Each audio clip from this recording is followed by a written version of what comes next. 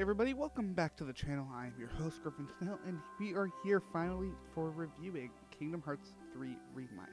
Over the last 4 days, you have seen my hands-on impressions and really what I was thinking during the actual game.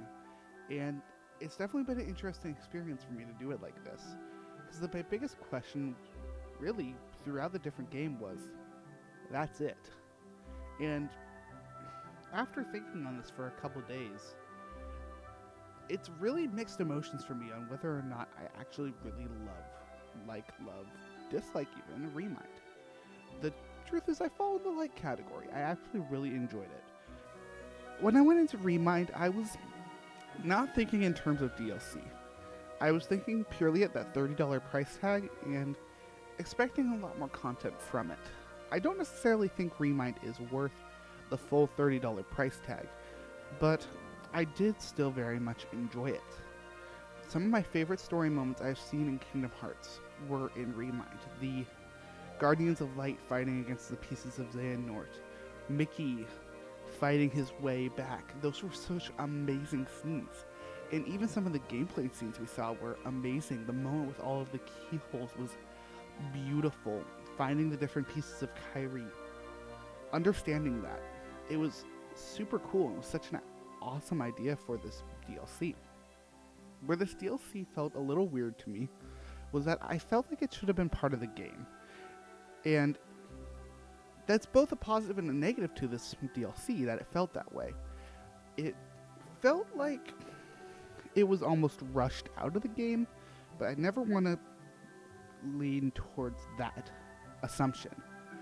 That said, I think it is a great addition to the actual story itself, adding some very much needed context into Sora just disappearing. We kind of understood, okay, he disappeared to save Kyrie, and now we know a little bit more about why. We learned, oh, actually, they got to spend some time with each other, and that scene at Destiny Islands is a lot more than we thought it was. Let's talk a little more about the actual gameplay itself, though. That's where, honestly, the negatives kind of stood out to me. Mostly in the fact that most of this DLC is just a part of the end of the game, where you have the option to play as the other characters. Of course, I took the option to play as the other characters. I mean, I want to get that new experience in, and I want to play as some of the characters that I love, like Aqua. And we finally got to play as Kyrie, and I'm happy to say that it doesn't disappoint. One of her move callouts, one of the things I really liked, was like, please, I hope this works. And it really kind of showed us, hey, let's remember that Sora's not the only one here.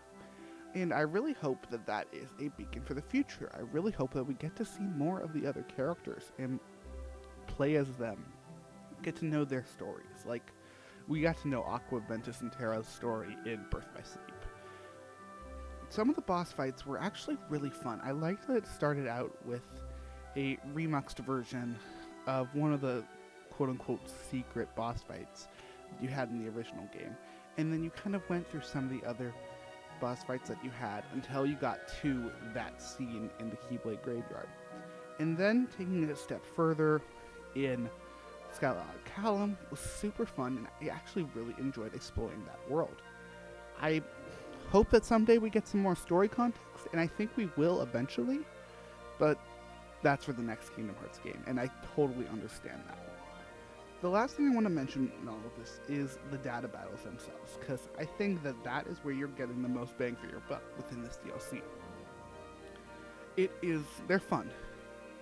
I played them only a little bit during part 4, and you can see that I whole-handedly got my butt kicked. And I loved every single second of it.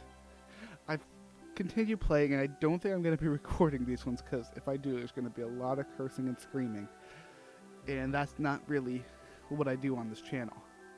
But they're fun. It's so fun, and it's doing what I want a DLC to do. It's getting me to play the game again.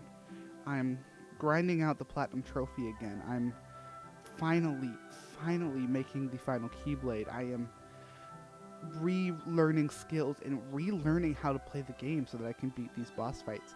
And I think that that's super cool and super special in a way that only something like these data battles can do.